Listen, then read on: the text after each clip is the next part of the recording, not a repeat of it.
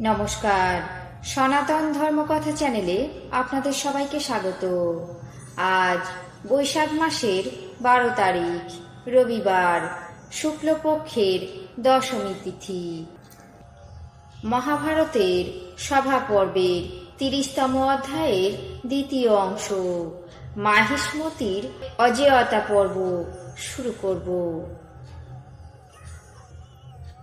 নারায়ণং নমস্কৃত্য নরং চৈব নরোত্তমং দেবীং সরস্বতীং ব্যাসাং ততো জয়মুদীরয়েৎ। রাজা জন্মেঞ্জয় বললেন, হে তপস্বী, সহদেব রাজা যুধিষ্ঠিরের রাজসূয়যজ্ঞের আয়োজন করছিলেন। ভগবান বহ্নি কি জন্য রণক্ষেত্রে তার বিপক্ষ চালন করলেন? ঋষি বৈশম্পায়ন বললেন, মহারাজ, এমন কথিত আছে যে পূর্বে মাহিষ্মতিবাসী ভগবান অগ্নির পারদায়িক বলে গৃহীত হয়ে থাকেন। নীলরাজের সর্বাঙ্গ সুন্দরী এক কুমারী ছিল। সে সর্বদা পিতার বোধন সাধনের জন্য অগ্নির উপাসনা করতেন। অগ্নিদেব ওই রাজকুমারী রমণীর অষ্টপুট বিনির্গত বায়ু ছাড়া ব্যজন দ্বারা উপজীব্যমান হলেও প্রজ্বলিত হতেন না। তারপর বহ্নি ব্রাহ্মণ রূপ ধারণ করে সেই পদ্ম পলাশ লোচনা সুদর্শনা কন্যার সঙ্গে স্বেচ্ছাক্রমে বিহার করতে লাগলেন এবং রাজাকে অনাদর করে সকলের গৃহেই গমন করতেন। ধর্মপরায়ণ রাজা এই বৃত্তান্ত জানতে পেরে শাস্ত্র অনুসারে তাকে শাসন করলেন। তখন ভগবান অগ্নি ক্রোধে অধীর হয়ে প্রজ্বলিত হয়ে উঠলেন।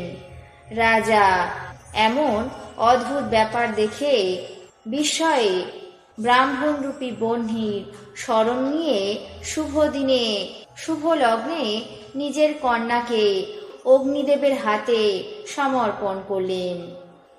অগ্নিদেব নীলরাজ কন্যাকে বিবাহ করে প্রসন্ন হয়ে রাজাকে বললেন, হে মহারাজ, আপনি বর প্রার্থনা করুন।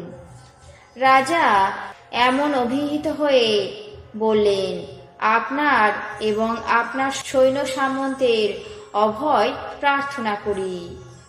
সেই থেকে এই বৃত্তান্ত না জেনে যদি কোনো রাজা মাহিষ্মতির পুরী জয় করতে চান, তখন ভগবান অগ্নিদেব তাকে দগ্ধ করে থাকেন। সেই থেকে এই নগরীতে কেউই স্ত্রীলোকদের স্বেচ্ছা অনুসারে গ্রহণ করতে পারেন না।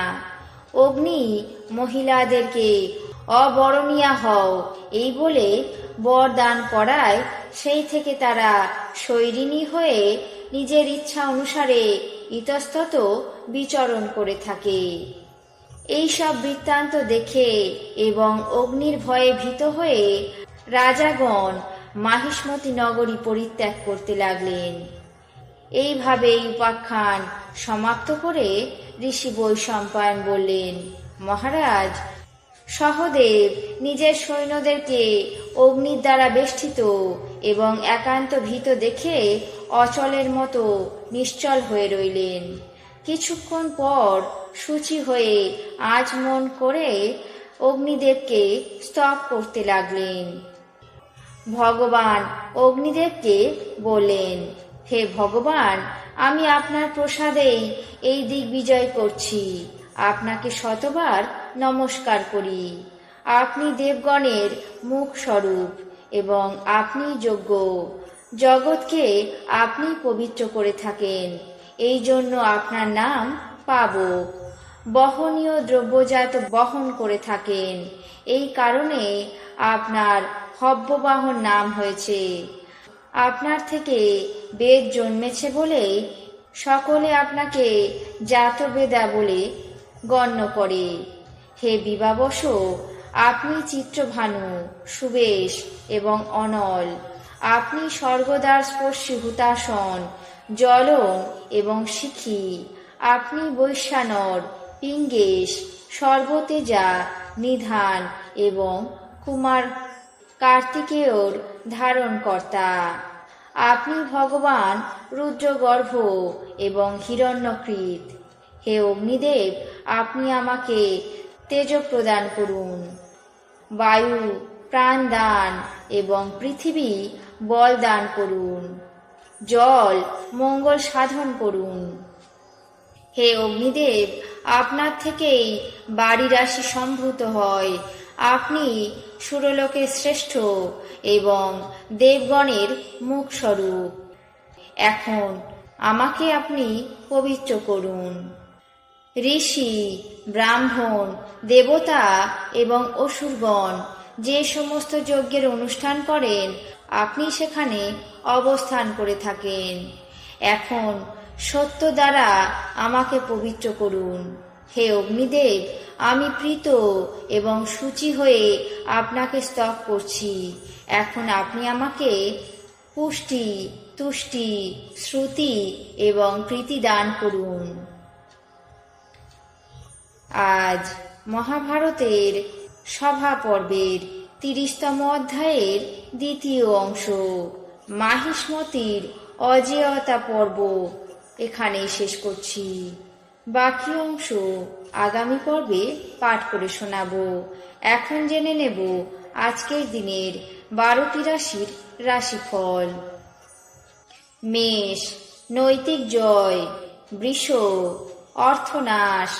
মিথুন, সফলতা।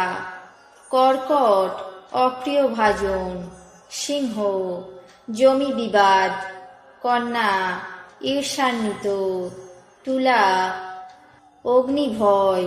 বৃশ্চিক, আইনি ঝামেলা। ধনু, সুনামহানি। মকর, গঞ্জনা ভোগ। কুম্ভ, দান ধ্যান। মীন, অপচেষ্টা রোধ। এই ছিল আজকের দিনের 12টি রাশির রাশিফল। আপনাদের কেমন লাগলো তা অবশ্যই কমেন্ট বক্সে জানাবেন। চ্যানেলটিকে সাবস্ক্রাইব করবেন, লাইক করবেন, শেয়ার করবেন। ধন্যবাদ।